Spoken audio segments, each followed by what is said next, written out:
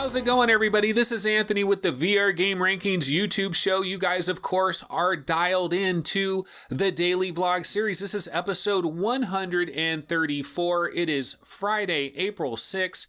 We got a lot of stuff to cover today, so I'm just going to go ahead and get right into it. But before we start with the news, I do have some show notes to talk about, and this is mainly for longtime viewers of the show. Next week, I'm planning on experimenting with this show and providing some major changes. Basically, the big thing that is going to happen is the show length is going to change dramatically. I'm actually going to try to do a very short show. I'm talking 7 minutes, 8 minutes, 9 minutes. That's kind of what I'm talking about on the show next week.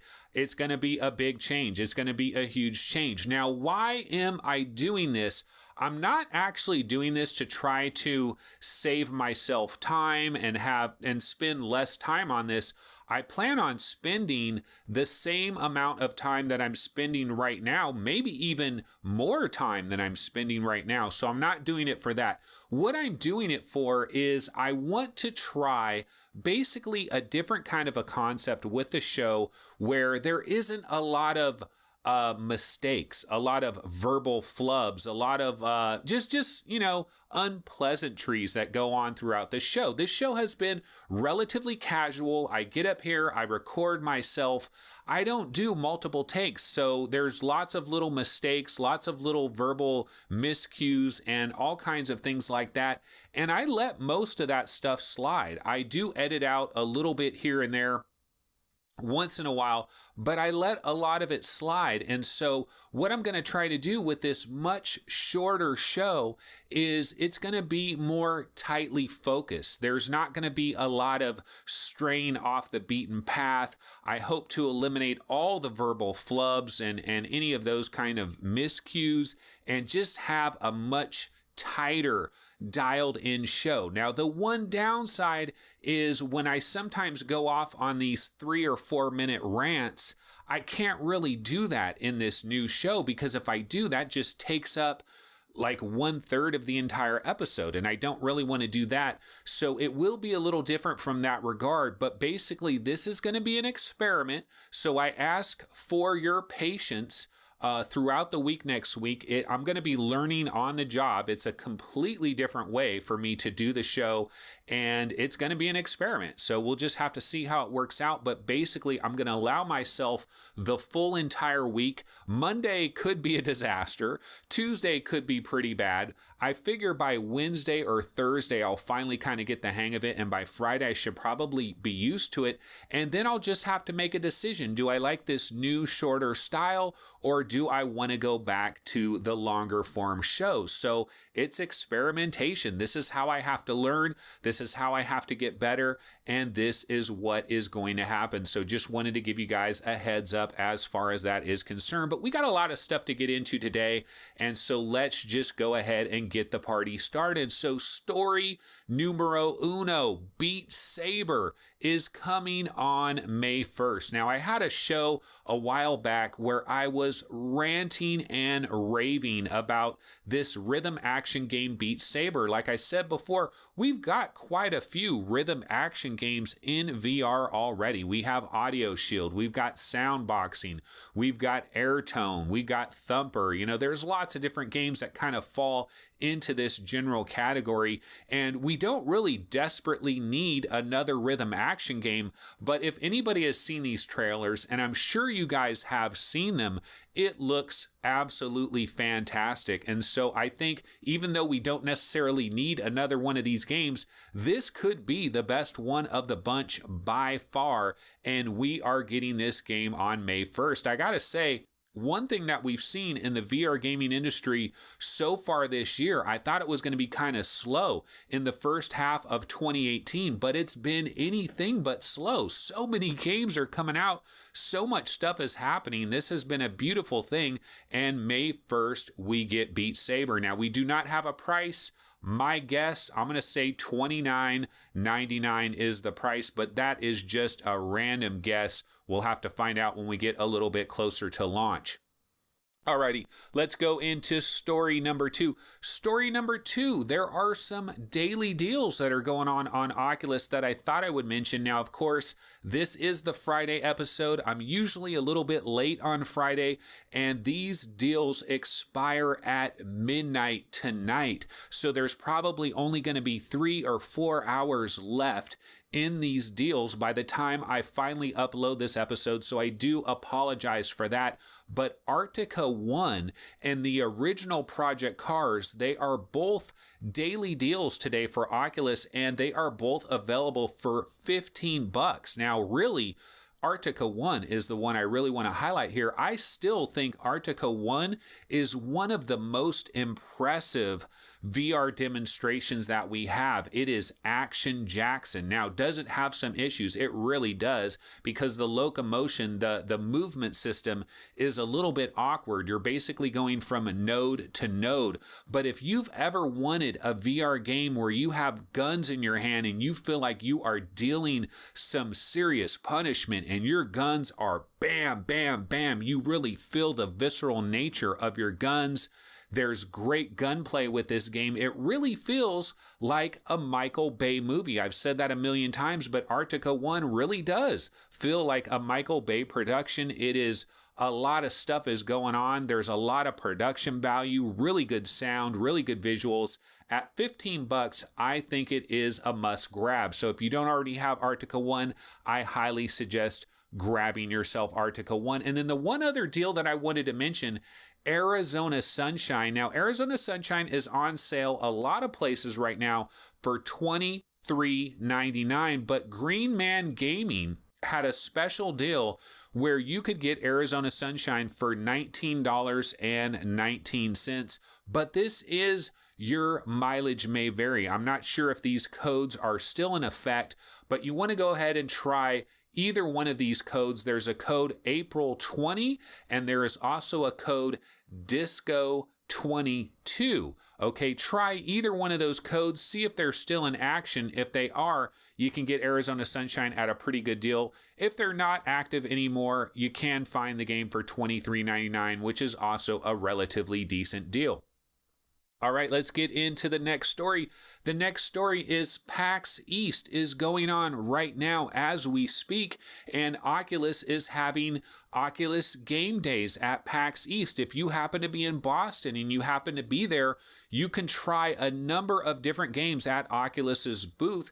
There's 5 different games that they are allowing the general public to try out. You can try out a new build of Vacation Simulator. You can get your hands on with Vacation Simulator. They also have Space Junkies by Ubisoft. They have a build of that you can try as well. Now, we're pretty familiar with both of these games. We've seen a lot of trailers of these games. We know a lot about these games, so they're not really any kind of big surprises. But there is some other stuff that they're showing off here as well. You got Vox Machina, which is basically this multiplayer mech game. Now, I can tell you guys, back when Archangel came out for all of the various platforms, one of the major complaints we all had was, man, Archangel, this game is on rails. It doesn't have a multiplayer. What I want is a multiplayer game that is off rails. I kind of want Chrome Hounds VR. I've heard a lot of people say that. Well, Vox Machina kind of looks like that, and I'm probably mispronouncing it. Vox Machina, I don't know, whatever it is. But basically, that's what this really looks like. Now, I know there's a really old demo out there, but it's not an up-to-date build. So if you are at PAX East, you might be able to try a much newer build of this game. This game is coming to us from Space Bullet, and we don't actually have a date for this game, but you got to imagine it is coming relatively soon. And then another game I want to mention is a game called Blind. Now, Blind is coming to us from Tiny Bull Studios, and it's being described as a narrative-driven psychological thriller where the player is blind and they must explore their surroundings using echolocation. Now, that sounds really similar to a game called Stifled, which came out on PlayStation VR a while back. In the game Stifled, you would make noise. There's a little microphone, of course. You would make noise, and anytime you made noise, it would kind of give you a visual representation of the world, but you had monsters that you were dealing with, so you wanted to be really quiet, but you had to make noise to see where the hell you were going. That was this game Stifled. Blind sounds very similar, and actually I do have a description that is right off of their official website, and I'll go ahead and read you guys this description. It says, "What is it that you don't see? Where are you? Who is the warden? Why has he kidnapped you? And why does he want you to solve the puzzles in this strange place? Experience a constant anxiety and emotional tension as you travel deeper into a mansion riddled with puzzles and dangers. As you search for answers, will you find things you'd rather not see?" So anyway, that is this game called Blind. This is going to be coming in the near future for Oculus, and we're looking forward to that. And then the other one that they had is a game called Paper Valley. Now, Paper Valley, I understand that this is coming exclusively to the Oculus store on April 19th. So this one is going to be coming very soon, and there is a description for this. The description reads, "Unlock the hidden secrets of a peaceful land filled with crumbling statues and strange monuments. Throw paper planes to explore a forgotten civilization and restore its ruins in this relaxing adventure game with a simple control scheme that players of all levels can enjoy." And so looking at some of the different videos and some of the different artwork of this game, it looks very colorful. It looks like it really kind of sets a mood. I'd have to imagine that if you really liked Zing the Land Beyond, and if you kind of like these more experiential type games, more relaxing kind of games, this kind of looks like that. I don't know that this is going to be a puzzler in the way that Zing the Land Beyond is, but it does look interesting. It's very colorful. It has a unique art style, and this, of course, is coming on April 19th, so we do not have to wait too long to get our hands on Paper Valley. Okay, the next story I have for you, a while back, The Mage's Tale finally arrived on the HTC Vive. But when it first arrived, there was some problems. Some HTC Vive owners were complaining about a lot of issues. In fact, MameFan, which is somebody that you'll see comment on these shows relatively frequently, a good friend of mine actually, he went and got this game right away. I feel a little bit personally responsible for it because I've kind of ranted and raved about The Mage's Tale. I feel like it's a really good dungeon crawler. It's got a lot of content. It lasts like 9 or 10 hours. It's not one of these games you're going to blow through in an afternoon. I felt like it has really good voice work, very good graphics, lots of good stuff going on about The Mage's Tale. But you know, my buddy MameFan, he bought this game right away for his HTC Vive, and he was telling me that it's got a lot of problems with the locomotion, with like how you move. There's just certain issues with it. Well, they have patched the game, and so hopefully they have fixed a lot of the problems that people were complaining about. They basically added two major things. First of all, what they added was controller-based movement. So instead of moving in the direction that your head is facing, you actually move in the direction that your controller is facing. So for example, if you want to go down this hallway, but you want to look over there while you're going down this hallway, you can hold out your hand, you move down this hallway, your head is decoupled. So you can move your head around, look in whatever direction you want. That is controller-based movement, and it is a great thing that they've added this. The other main thing they added, and this is more specifically to HTC Vive players, is touch to move. Now, apparently the problem that was happening here is that when you were using the trackpad to move, you really had to deliberately press down in a certain direction. Like if you wanted to move that way, you really had to press down. You wanted to go backwards, you really had to press down. Left or right, you really had to press down. Well, this is a little bit different because you can kind of just put your thumb on the trackpad and you just kind of barely move your thumb in whichever direction, and it will have that kind of a smooth movement without having to kind of go out of your way to push down. Now, I don't know if either of these changes have really solved all the problems out there, but anybody out there that does have the Vive version, maybe you can try this update and tell us if this has fixed all the problems. Mage's Tale is a good game. I really hope they patch it up, get it working right, because it is a high quality dungeon crawler. Okay, next story we have, LA Noire has been patched for older Intel CPUs. Now, this one actually speaks to me personally because ever since LA Noire has come out, I've never really been able to enjoy the game. Even back, I tried this game a number of times. I've tried different little GitHub patches and stuff to try to get it working on my Oculus Rift and get it up and running. And I actually was able to get into the game. I got into the very start of the game where you're at like an office desk and you're kind of opening your drawers, but I never got past that. Well, now it has been patched to work with older Intel CPUs, which I happen to have an i5 2500K from the year of our Lord 2011. Yeah, I bought this way back in spring 2011. This processor is still holding up rather well. I have it overclocked to the high heavens. It is a really good performer, but it doesn't include some instruction sets that newer CPUs have added over the years. And so this LA Noire has been patched, so hopefully older CPUs like mine will work. Now, I went ahead and jumped into LA Noire. Earlier this morning, I wanted to see, can I get the thing to work?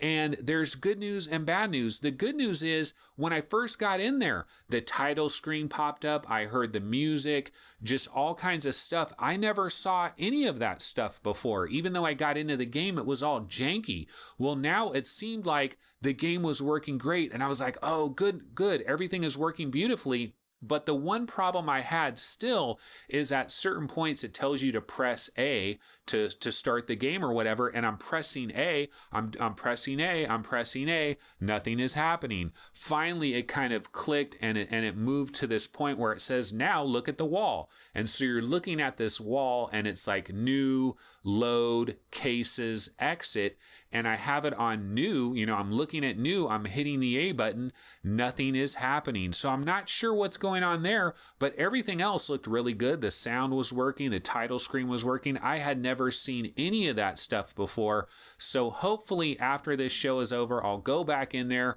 see if I can figure what's going on, but it does seem to be running a little bit better if I could actually get into the game. So I'm hoping to finally be able to check out LA Noire with a first-hand impression. And then lastly, before we get out of here, just wanted to mention I continue to play Skyrim VR. I continue to be impressed by Skyrim VR. I definitely blew it the other day when I had those negative things to say about it. And I was playing it more last night and I got to this one area. It's called Bloated Man's Grotto. And I was exploring that area. It was really cool. I really like the stars, the moonlight. You look up in the sky, you can see like an eagle flying around every once in a while. The music is stirring. I was in another part of Skyrim where it started raining and it's just like Fallout 4 VR. I don't know what it is about like rain and VR, but there's something I just love about being in an environment. The rain starts trickling down. The rain gets a little bit harder. You might have some thunder. You might have some lightning. It is very atmospheric. Really like it. Having a lot of fun with that. So I continue to play around with Skyrim VR. But that's going to go ahead and wrap it up for today's episode for Friday, April 6th. Once again, major changes are going to happen next week. Much shorter shows. It is an experimentation. Please bear with me on this experimentation. My hope is the shows will be shorter, but they'll be a lot better. But you know what? It's a trial thing. So we'll see how it works out. But don't be incredibly shocked when you log into YouTube on Monday and you see like an 8-minute episode. It's not a weird thing. It's just this experiment that I'm trying. So we'll see how all of that works out. But everybody have a wonderful weekend. If you have a PlayStation VR, continue to bang away on Wipeout VR, an incredible game. I'm also going to play some more Island Time VR. Remember, Sprint Vector, the free game this weekend. Not only that, but remember Saturday between 1 p.m. and 2 p.m. Pacific time, get into a sprint vector multiplayer game, because you'll have a chance to win some nice prizes. And definitely try out sprint vector. See if you guys could finally come to grips with the controls. I never quite could, but I still have a lot of fun with the game. I still play the game, still enjoy it, even though I can't really wrap my head around the dang controls. But that's going to go ahead and do it, guys. I'll see everybody on Monday. Take it easy. Later.